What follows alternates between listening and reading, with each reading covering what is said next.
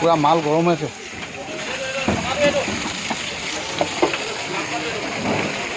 এইফালে এইফালে অলপ মাৰিব লাগিব।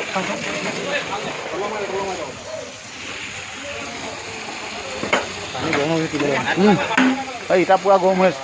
হাঁহ খাই দিলে মই চাহ দিনা হাঁহ গলিব পাৰে।